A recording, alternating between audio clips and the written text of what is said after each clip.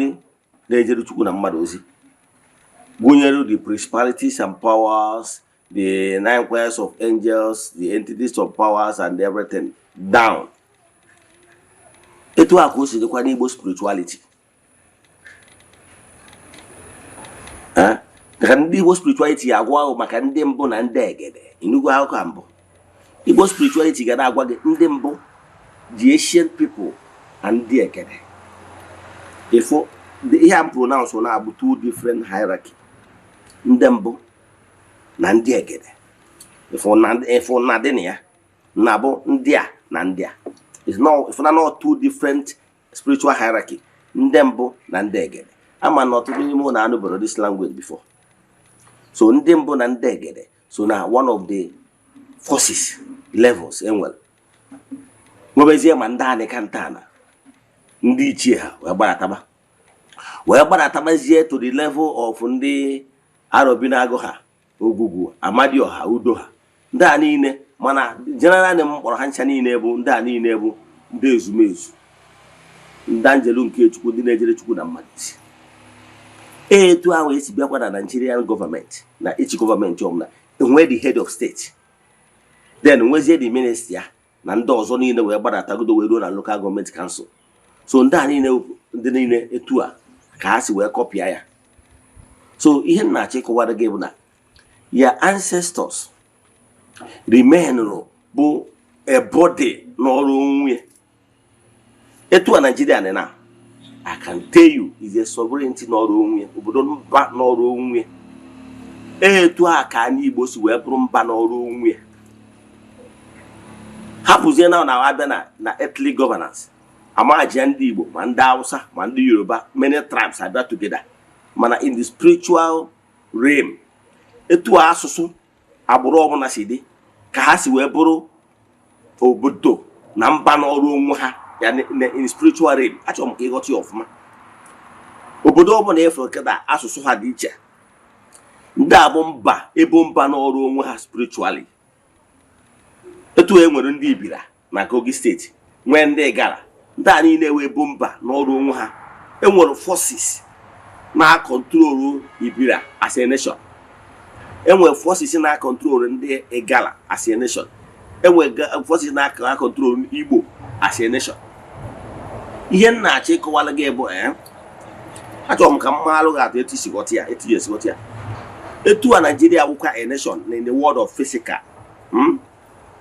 Onwero ka another sovereignty, that is another nation like America. Onwere ihe ga-emekata na ịbụ a citizen of Nigeria. Iwe kpọkwuo mba America ka ha bịa n'ọrụ ọgụ.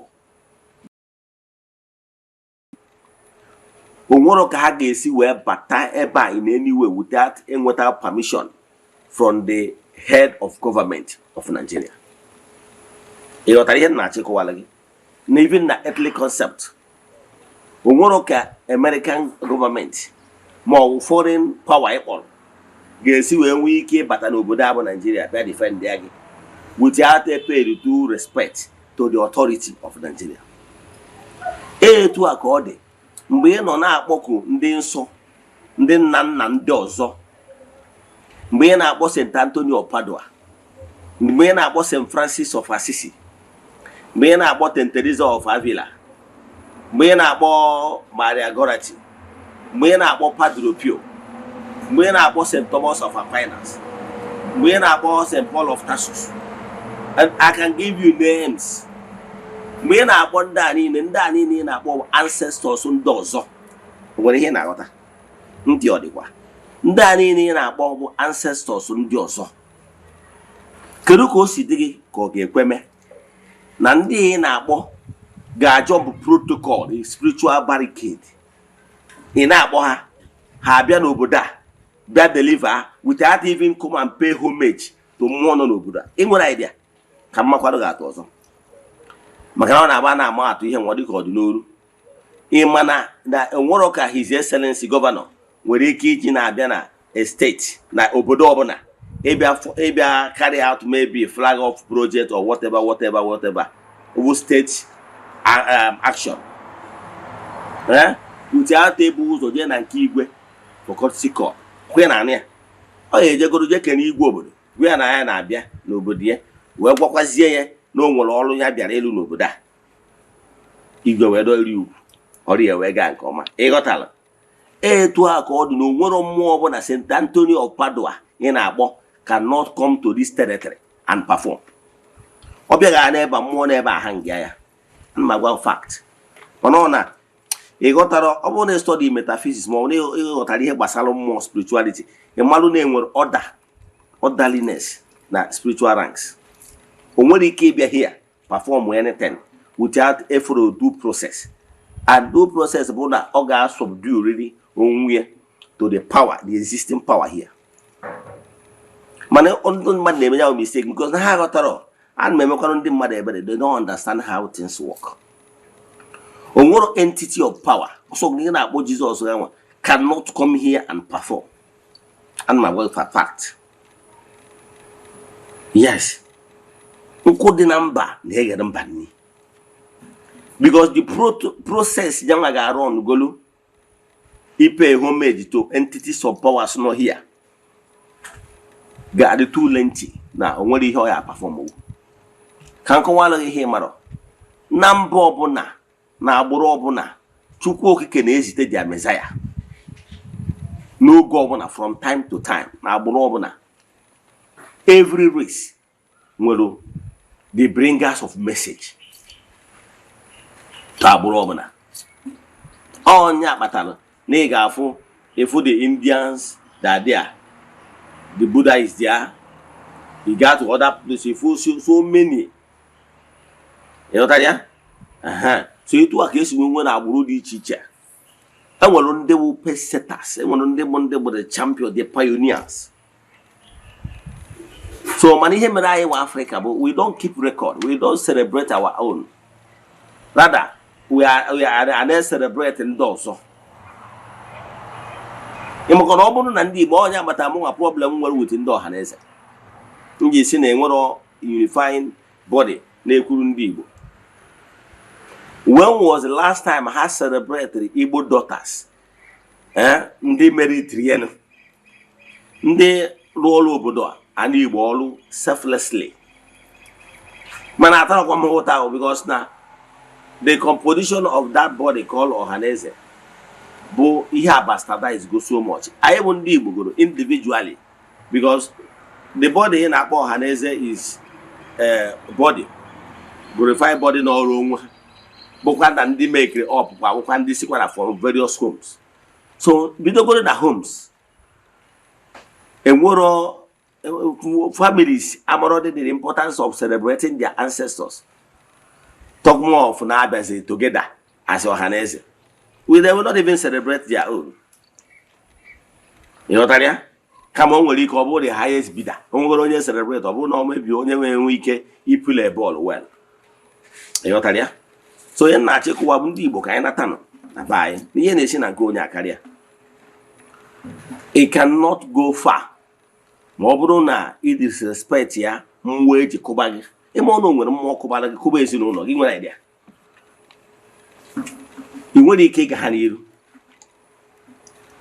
Kama o nwere ike ọ bụrụ na nna gị ma ọ bụ nna gị soro many ọfịa n'ụzọ gị mana ịmarọ ozi na-enwere ihe eji kụba ngwuru ọbụla. I nwere idea. And ọ maka na ọtụtụ ndị mmadụ amarọ na enwere ihe eji kụba ngwuru kpatara na o ji agbọ mgbe ụfọdụ ya afọ a great family. Ma a chọrọ that pillar of that family anọrọzi enwewe ụgba. Everything akpọdobe isi na because of lack of continuity. Enwere onye na-maintain those agreements. Na-recognize, na-maintain that mmụọ eji kụba dabụ ngwuru. Enwere onye na-celebrate the founding fathers. Ime ọ na-ekele nwaanyị na-agwa akịdị karịa agwọta ọzọ. So kedu ihe ị ga-asị n'elu n'onu m taa? Recognize your ancestors. That is your backbone. Imana onye bụ onye arụ gị nwere ike he can do so many things in order to defend his blood no matter what. Ndị Igbo na-asị na enwere inu ugbo a na-atụ Igbo asị na na-enwere ezi enyi ka nwanne. Mana ndị Igbo na-atụkwa inu sị na n'ozu sụrụ isi ezi enyi nwa ka nwanne ana. Blood is thicker than water. O nwere ebere onye nke gị ga-emere gị, onye ile nwere ike ime, onye ilo nwere ike na pretend any slightest opportunity o nwetara or blackmail gị otego unyi. So nwere ihe dịka ya blood, no matter what, blood is thicker than water. Nobody, an outsider nwere ike na efiru na ya na-edu gị, mana ya na-edu gị selfishly for selfish end. O nwere ike o nwere ihe ọ na-target wee na-achọ ka ụdị ihe ụzọ. Gịnị ka m na-achọ ịkọwara gị? Na ndị Jew don't joke with their ancestors and gods of their ancestors. Ịghọtara ya? So ihe na-akpọ onye Igbo ọbụla, ndị Igbo teta nọ n'ụla. O nwere family ọbụla ga-adị nnekwu, ga-adị great without the support of their ancestors. All your ancestors, that are the people that pay the price. Iche na ọ ike aka gị. You cannot do without the power and support of your ancestors. So ọ bụrụ na iso na ndị eriri na look down on their ancestors, na look down on spirituality, then ị na-eme nnukwu mistake, my brother, my sister. Ịmụrụ na before ihe ọ bụla eme in the world of this gross material, this ụwa a na-afụ anya, that they must have taken on form in the spiritual realm. Ihe eji asị gị kpee ekpere, kwubi okwu, jụọ ogu, bụ ka ị wee nwee ike nullify those negative vibes, take your own form. Yes, in the spiritual realm, mana ha manifest bro in the world of gross material. Ọ bụrụ na iso na ndị kwenyelu na ọ na-abịa ihe chọọ ome, then what is the point of praying? Ma ọ bụ ịga ọfọ, ma ọ bụ ịchụ ogu. Ịghọtara ya? So ihe eji sị gị pray without ceasing bụ that things na-ebu ụzọ take on form. O tekichazie on form. So ọ bụrụ na n'ikpe ekpere mgbe anwụ nwere ike nullify ya, ka mmadụ wee ofu atụ. Echebego m ebe e kwuru na ancient book, ebe enwelu ọ dịka Elijah, o nwere onye kpere ekpere ka enwee ọsụsa ekpere ya. E wee sị na nya bụ akụkọ ahụ akọrọ ya wee ebe sị na na-ezitere angel nke Chukwu ga-abịaza ya ụsa, ga-ewetara ya favorable message na ayịya ọyọl na-aza gị. E wee sị na enwelu negative beings hungry that angel nke Chukwu i deliver that message. Amod ebe ọ nụtụtara na ancient book na Bible, mana e wee zitezie the higher entity bịa to liberate that angel mbụ ahụ esendere, o nwere wike wee deliver the message. Wee bezie na-agwa onye esendere ka ọ bịazie ozi na otego ezipụrụ ya, mana na hungry ya by negative vibration from some beings from Persia. The Bible scholars will kill them the past about it. Mana ma check wala gị bụ na enwere forces. So your ancestors understand you very well. Ọ ga-adịrị gị mma ma ọ bụrụ na ị recognize ya. They will come to your aid. Can wasn't one thing matter why you should respect and recognize your ancestors. Do you know not in the Bible, na ancient book, the fourth commandment, or say, and those yabu commandment in welu clause niya, miyoku. Na wata kiri obona na erubere nne na nna isi.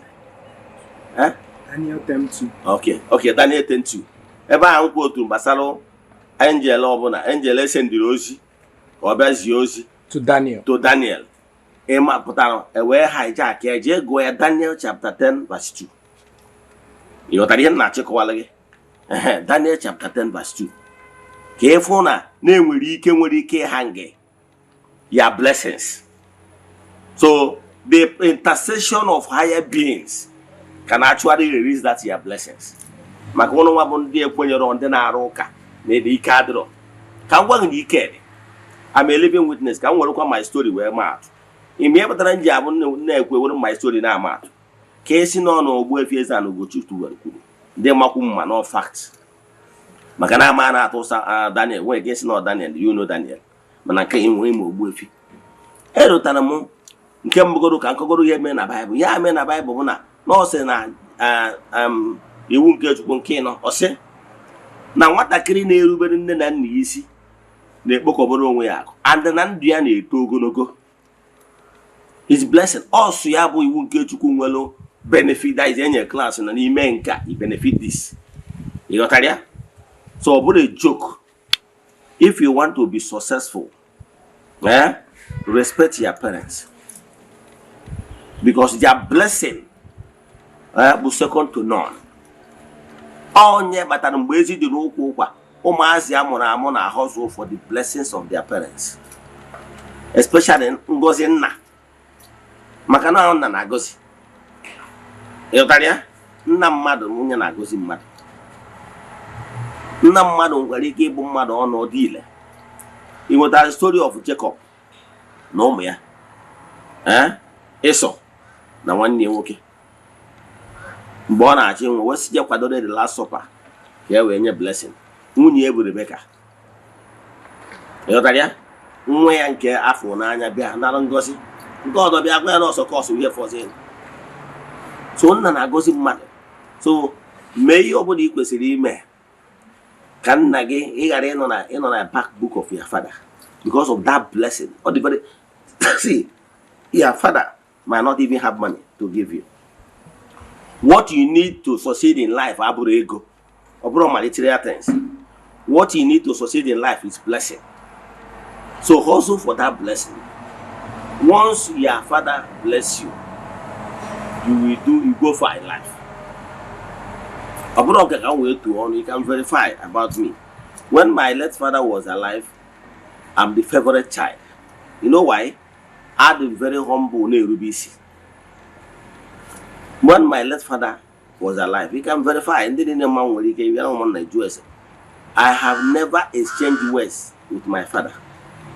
He was saying that I'm Nerubis to the last. You know that? To the extent even Nambe, my father was alive. You know that? My father was alive. My you know brother came to him to Eze-Ana. Eze-Ana another go and buy. He refused because other was salhana like that. You know that? So my father was it, my brother was Eze-Ana. You know that? So my na check wala ge ba buna. Ini dream.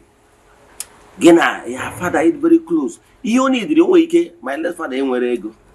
But ihe ọbụla ọ ya ekwu nwere mgbe ọ ya ekwu a nwa n'okwu even mgbe ọ dị sick ọ na-esi ozi sekpọrọ ya mụnwa sekpọrọ ya anọ n'ugwu Hausa mana my siblings ndị ọzọ nọ within Onitsha with him mana anọ m ugwu Hausa then anọ m Abuja ọ na-ezi ozi na ya chọrọ ịfụ m and because of ozi ahụ ọ na-esi creating time mgbe a bịa fia na sick bed before eventually ọnwụ ịghọtara ya. So money are very close. One of you have na nkwu na say ampa na ihe dị etu a. Oya and on ya mere o di we ma the family secret. Call me everything.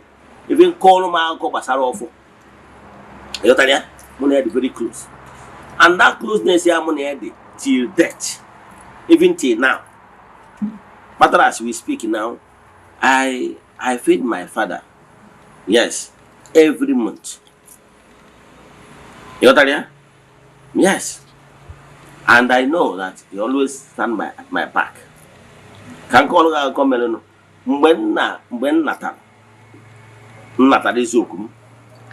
We say my friend ma bata Eziokwu a. We say maka no nwere mmemme ndị ba anyị na-eme. Ọ bụ na akwasịa nna mmadụ. My father nwụrụ over 10 years now. But mgbe m batara, my father nwụrụ like say 9 years then. And you give a very long time after 9 years. So, I want to see stress. I can't want any stress. I tell you, maybe near. So, when I say, "Oh, my man, I quite normally to say upon mother na buy." But no one remember buy and upon mother any better than Yefi. And I boy, but mother, but on Yefi. simple means bụ na nwoke mụtara ụmụazị igosi na ọ mụtara n'ụzọ nwa okoro family na-ejikọ aka bụ ọrụ ya efi maka na orurie maka na ọ mụta nwoke mụta nwaanyị efi ya na-akpụta nwere ka esi eke eweta efi ya nwa eke ya nwere ụmụnna nwere pacha ebe nna gị mụrụ nwa di ya na tazi ebe esi rụta nne ya nwere shia na data efi family ya nwa gbuziri nna efi nwekwara few like isi ya na ọdụ ya na-abata n'ụlọ ịghọtara ya. So well, that particular year, I think 2021. So where's my late father? Maka mgbe ahụ akpọtago m ya kpọtue n'obesi every month ọ na-egboro m ya. Where's my father na nchọrọ iniberi efi. Onwere onye ọbụla mụ na ya karịa na my family na-abụrụ m dọs m nwa na onwe m jekwuru ebe kpọtụrụ ya. Wee sị na nchọrọ iniberi efi. Mana m enwere ego mgbe ahụ. Wee sị ya na ọ bụrụ na onye m ego that time ọ na-agwa gị ihe abụ adịka ọ nkọrọ January ka m kpere ekpere a wee sị ya na ọ bụrụ na onye m ego from that January till Easter that year 2021 na mma abọrọ ya efi ka bụ nkwa ihe mụ na ya na-akparị n'onwe anyị ụmụnne my siblings amara even my mother amara. Wee sị ya na ọ bụrụ na mfụ oge ahụ ọ dịka ego ahụ efi dị cheap na efi mgbe anwa the cheap maybe around 300,000 it gets a big wee sị ya na ọ bụrụ na nweta 1 million naira that is na mpụta fụ 1 million naira gbakọrọ ọnụ na my account na mma abọrọ ya efi ọga ihe na-agwa gị ihe ahụ ihe mere within 3-4 months within 3 months yes 3 months ifuru ụdị ego m kwuru that time echefuna na ọ bụrụ ịma my history ị ga-ama na m wee contractor a borehole contractor yes I must go my junior brother area now. That's within that 3 months I kuchare she contract. Some of my clients in the mabumu go to borehole maybe 20 something years ago. Have been on the phone. One of one is a billionaire on your roof call. About William 3 contract borehole under 1 month. As done now that for different locations. Now there are some of his boys that is 5 boreholes contract in 1 month. Lochania bido face. Back and you will bar fence, bacha fence, donye gate. Na mechi ha we fu nnukwu ego n'aka m. Plus ụmụ obere ọrụ gasị na alụgasị mgbe a. Mesia fu nnukwu ego n'aka m. Gbara uri ego ga-adị surprise. Ego m fụrụ mgbe a wee were wee je go. First of all, jekwu ugwu efi. The first Honda or CRV Honda mgbala na mbata na ọdịnala wee go lụta within that period. The official ụbọchị a na-abọrọ ya efi the Honda park in a compound is a 4-wheel drive.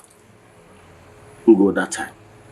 Dọtara so wee nweta ego a wee je wee efi anwa kwụ ha gwa na mma bịa iburu na Easter Monday. Ụmụnna m gwa my mother ha na-asị even my mother na-asị na ejikwa ego ime ori ihe akịta nsị I don't worry maka na ọ bụrụ sọ ego efi dị involved na igo efi that time igo efi that time bịa go ihe esi nri buo mmanya ihe enye ndị mmadụ jekwa ikwu nne my late father jee bụ ukwuo burukwa mmanya jee bọsị ahụ egbukwa ma ọrụ ya ma ihe ndị ọzọ a na-epasị a na-ewujere ha ebudo so ihe indigoshon echi ime n'ihi ewepụta at least over 500,000. So on a don't worry about money. You hear them babu bosia game usiolo no inwe wike we me as na na kwire na wi okwem we ka oru bosia wa we bu mmanya put mmanya do everywhere ndị mmadụ ngudo mmanya na be m chijiri ndị ma nwụcha mma agba ọsọ nkwụ ime we gba ọsọ nkwụ ịgba ọsọ nkwụ na ibupụta mmanya ụmụnna gị ngudo nguju afọ ha na ba mmanya ka dọlọ maka na egburu anụ sie na anụ ma pepe soup ma ihe niile na ndị mmadụ na-eri na-ehu mmanya n'afọ efere so mgbe aka nji wee mara na ike dị within that 3 months a nna m so m ego tiri m aka n'ọlụ ma na ọsọ ka ngwa ihe ọzọ mmụọ mere maka ngwa na-ebelieve na ancestors anọrọ ọlụ ma na-eriri gị ọ bụrụ na ịbịa n'ego na be m nke Ogbuefi Eze-Ana Ugochitubelu. Original plan ebe nchọburu ilu my house bụ the position ebe obi dị, ebe obi m dị now, wee ebe position ebe nchọburu ilu dị unu ka o face ye etu a ka nsi chọba ịrụ ya. So I will go just say plan. The original place grave my father dey, but it was where my here then, but not the close to my wall, not the close to my wall. So mbawa mother my mother no name is argument kere exactly place ebe the grave because natural ka eme ye ite block e do rectangle na ebe enyiri mmadụ. So ebe m waje mark ya anyị nwee ndị kwe na ndị ekwe na ebe a ka ebe a ma mụ na simba na ọ dị chọrọ chọrọ na ebe a mma ka ụfọdụ anyị nwee ndị kwe na ndị ekwe gbaa na agwaghị ihe na-akpụ blọk mgbe na-akpụ blọk na-agba about 4,500 blocks mmeji wee luju n'elu mgbe ahụ just one day mgbe na-akwụ na blọk anwa ndị agwakwa my father njikwa anụma wapụrụ ya ọjọọ na-asị ya na m lụsị ya gwụsị ya na blọk a ọzọ ime foundation ewerugo m anya wee ka etu foundation a ga-esi wee ga from ebe obi dị now wee bịa na side grave side etu a ga-esi wee gbachara the grave based on na ebe izi maka na ebe mgbe mgbasi fence o nwere ebe nji block na akụ fence ya wee mee the grave thinking no that particular place. Remember no over 9 years ya sorry so and mgbe adụtụ na anyị na-eje ka etu ndị ụka si eme nwụrọ mark enyere ya the exact place but ebe a na-enye mark bụ ebe isi onye amadi ịma na ụfọdụ n'ime na amarọ ka esi enyi mmadụ ebe a na-enyi mmadụ isi mmadụ nwoke onye nwe ụlọ na-abata n'ụlọ ụkwụ ya apụọ n'ilo gatara isi ka abata n'ụlọ ụkwụ ya apụọ n'ilo. So anyị amụrụ ebe dị isi dị that time ọ dị nwe ngo confirm ka o tegara aka 9 years over 10 years mmadụ ji nwụsị nwere ozi dị clear mark. So ihe meziri bụ na-akpọ blọk na-awapụrụ ya ọjị si ya ajụgo were anya n'akụkụ grave ya ka etu a ga-esi wee gbacha grave a wee lụọ wee je size unu achọ. So wee na-awa ọjị anwa ịmana the exact day anwa ndị blọk kpọcha blọk pam ka one of my brother na onye village anyị kwa bata na my house ka o site ebe gate enwere nwoge gate ebe nlụ ụlọ kịta nwere gate dị ya mgbe gate a pụtazie n'ezie ya na ebe ini my father nọ wee fụ na ini ya nwa bịazi dịka makpụ ya sinking ọ bịara na ebe anwa na-adị ka etu anwa the age that rectangle etu esi enyi mmadụ gbawa dịka ha si na izi bịa ka line from etu anwa ini na-esi adị rectangle ka line etu anwa and ebe o jezi ka line ahụ bụrụ outside ebe ahụ mmakịrị meaning ọ na-achọzi na m ebe nnọ n'ebe aka nọ and nke bụ eziokwu bụ na ọ bụ na nwa foundation a ga na-enyi ya maka etu si wee maka ya bụ agbachara ebe ini dị abịa n'elu foundation ahụ ebe anyị dị mena ini dị kịta ọgan ya etu a wee etu si wee maka dị ka e wee nyụta the size unu achọrọ ịlụ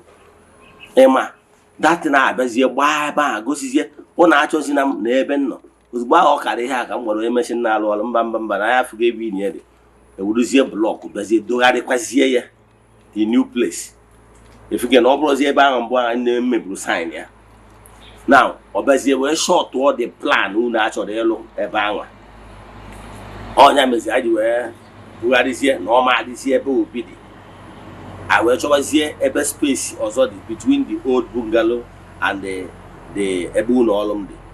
Then the engineer bịazie ịma na ana bụ ese plan ihe ị chọrọ ịlụ beze emechọgoro ana mara ihe ana nyere then madụzie ihe ya alụ madụzie etu ya esi wee medi ụlọ kama ọ wụzie n'ụlọ aka adịbụ square o nwere ike dịzie rectangle tozie ogologo ịghọtara ya etu a ka esi wee mezie wee nwee ike wee tinyezie ya ebe ọ dị na. So ọ bụrụ na esi na mmụọ ada afọ ụzọ ịma na ịghọtara how things work ịghọtara ya mebe ọjị imewe ọjị ma na ya ancestors very active ka nkọrọ ofu akọ before mmechie o nwere otu nwaanyị mgbe m na Abuja wee kọrọ m akụkọ imerụ na ya na ezinụlọ ya ọ sị na ya na di ya ebi megodo ya na di ya na-enwe problem o wee sị m na mgbe ya na di ya ebi mgbe agha ha na before ya na di ya enwe problem na ihe nwere mbọsị ya gbado n'ilo ya bụ the highest ten nwaanyị nwere ike ime na Igbo asịkpọ na ya ịgba n'ilo na ịgwọ ọgwụ ịghọtara ya. So o wee bụrụzie na nwaanyị a wee sị m di wee kpọọ n'ahịa ya wee na ọbe nna ya 3 months n'Imo steeti onye Imo State ka ọ dị wee si abụ na ebu na ya awe na-ajụ di ekiri ihe wụ problem ọ sị na ya adịrọ interested ikpe anything ọbụla na onye nwaanyị nọrọ ụlọ nwoke wee na ya wee nọgide na 3 months ya afụrụ di ya maka na uche ya bụ na ọgba ndị mechara ọ ya abịakwa maka na ya mana enwe ebe ya si mechie 3 months aga na ya fọrọ this man ya were otu ụbọchị obi wee gwụ ya ihe na-esi na nke onye akarịa ya wee were ọjị wee jewe n'ebe enyi pịa wee jebe ahụ ebewe akwa wee sị mpịa ọnụ o metụrụ m n'obi na anya gbaba adago nwaanyị na di ya ratara ya n'ụlọ ya anọgo 3 months adị na o nwere ebe ya si mejọ nwoke a na ya gbọrọ n'iro na ya emere ihe ọbụla ana na-asụ nsọ kpaa akwa ka ebechara ụdị ọjị a gọchaa ọjị a mana na ya gwara ọjị a wee were debe n'ili mpịa ọ sị ya wee nakpuo ụra n'abalị ahụ wee lụọ nlọ ebe ha fụrụ mpịa na nlọ mpịa bịakwute na nlọ na ọ dị so real mpịa bịakwute na nlọ ihe afọ dị ka mpịa jiri aka si ya my daughter follow me ya so mpịa na nlọ ahụ ebe ọzọ ha nwetaziri onwe ịmaghị ihe nlọ bụ na kọmpaụnd be di ya ọ sị na mgbe ya nụrụ di ya 10 years ago ya na nna di ya ka dị ndụ mgbe ahụ ihe mpịa na-akpọ nna di ya gba ahụ maazị na afọ onwe ya na nlọ ahụ pịa that is ihe ọpụta nna di ya ngwo nna nke ya ma nkwana within that 10 years of that marriage so ya bata ya kọmpaụnd ahụ nna ya wee kpọọ maazị kpọọ ya maazị etu o si akpọbie mgbe ihe dị mma mgbe ọ dị ndụ maazị a wee si na ihe dịka n'ime ụlọ ebe a pụta na kọmpaụnd nna ya wee gwọbụ ya si ya maazị na mgbe nwa gị bịara ịnụrụ nwa m nwaanyị a n'ọgụ maka m kpọnyere nwa ya n'aka si ya maazị ya kwe ka unu a gbaa nwa ya nwaanyị ihe a ka ya nna ya kwuchaziri mgbe ahụ ya teta wee bụ nọ na nlọ o wee sị na ya sikere ụdị ihe nlọ nke a minukwa ọ sị na o ruro 1 month ruru ofu ọnwa na ya na be ha one day di ya anwa si Abuja wee nyara moto wee bata na kọmpaụnd ya na-eni ọ sị ya nwaanyị ya kwakọrọ ihe niile ka ha chi na moto ka ha nachighị Abuja n'etu a ka anya na di esi wee dozie ihe abụ okwu n'ụka achọkọtago ka edozie n'owe ịghọtara ya so ihe na-achọ ka ọ bụrụ na isi na ike adịrọ ịghọtara how things work so ihe ọ bụ ike ọ dị ike dị so mgbe ya narụziri Abuja ka di ya na-ajụzi di ekiri ihe menụ di ya wee sị ya na about 3 weeks ya ka ya lụrụ nlọ let fada ya mpịa bịakwutie n'ebe ya na-alahụ ụla na Abuja ahụ wee sị ya kiri ihe kpatara o ji wee kpọna nwunye ya ji ego je kpọtakwa nwunye ya bak n'ọhịa ahụ ihe mere di ya ji wee si Abuja wee bịa ifu ka mmụọ si arụ ọrụ onye si na ike adịrị ma na ịghọtara how things work so bido today recognize by your ancestors.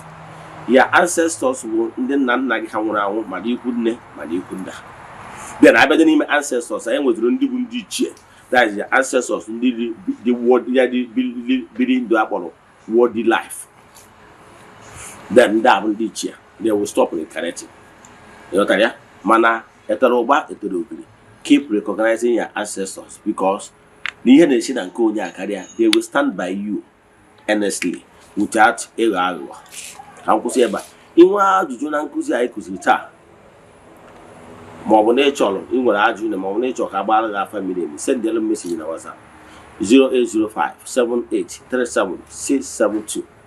I repeat 08057837672 ma ọ bụkwa na 08138243871. I repeat 08138243871. ka ọ dịkwa echi niile n'oge awa nke eziokwu agụọ m ọfọ n'isi ndị niile sonyere anyị n'oge awa nke eziokwu ndị niile na-emetụ aka na share button a sị na ọmaka ga-emekwa ọnụ ụlọ a sị m onye chụmụ ụnụ ya daa onye ọbụla chechara ihe ọjọọ ya eme ụnụ ya ma onwe ya onye sị ka o jere ụnụ ije ọjọọ o jebe na ọya ejere osi ọnwụ na ọya ejere ya nwụrụ ọhịa nkwuru n'aha Chukwu okike nke pụrụ ime ihe niile a sị m na ọ ga-adịkwa echi niile n'oge awa nke eziokwu na ọ bụrụ na ọnwụ egburu ọjọọ eji wee chụọ aja emesịa na ọya ekwu ome udo dịrị ụnụ ka emesịa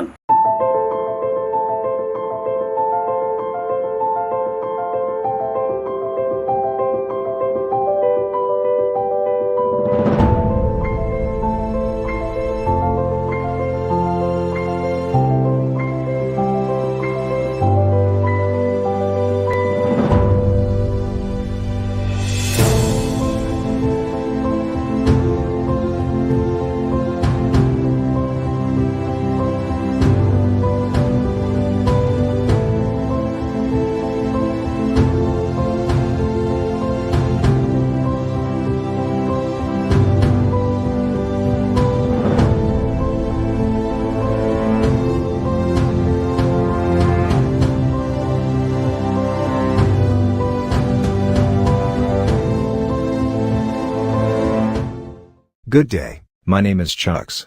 If you're in need of building designs, we have years of experience helping people get the beauty of their dream house they have always wanted. Even if you have great fear of seeking for architect because of money, we can help. Don't put off getting your dream house that you deserve. So give us a WhatsApp chat via our Facebook page today at Fenwork Architecture. Fenwork Architecture gives you the best. Thank you.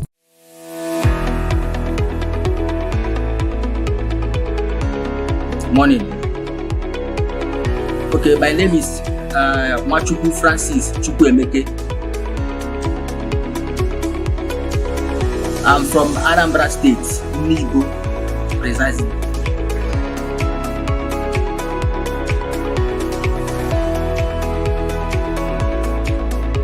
Okay, to start with, I would say thank you for using that word, beautiful. Those work we saw in Eziokwu TV, I'm the architect that designed them. I happen to be one of the 3 executive directors in Framework Architecture. Framework Architecture is a multidisciplinary integrated company that offers specialized and expert contracts and consultancy in area of architecture, civil engineering, project planning, interior designing. Okay, Framework Architecture was founded and began operating in 2010. The company is led by management team of 3 executive directors, and have assembled a group of experienced and professional technicians in both traditional and high technology.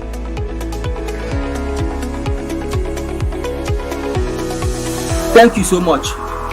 Our mission is to provide a service to meet the challenges of building environment associated with the developing countries like Africa. We aim to provide a conducive and safety, affordable housing units.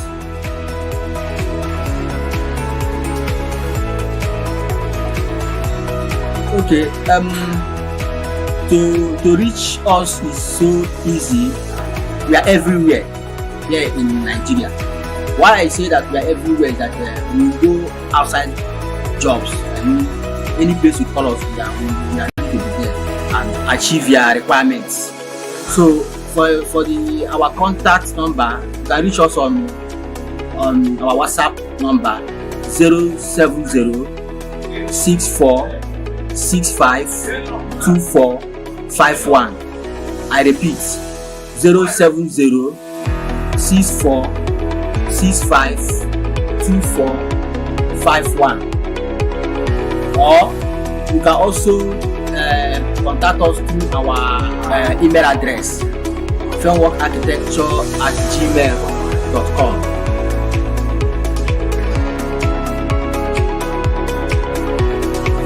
Thank you so much. I appreciate it. It's my pleasure to be here. Thank you.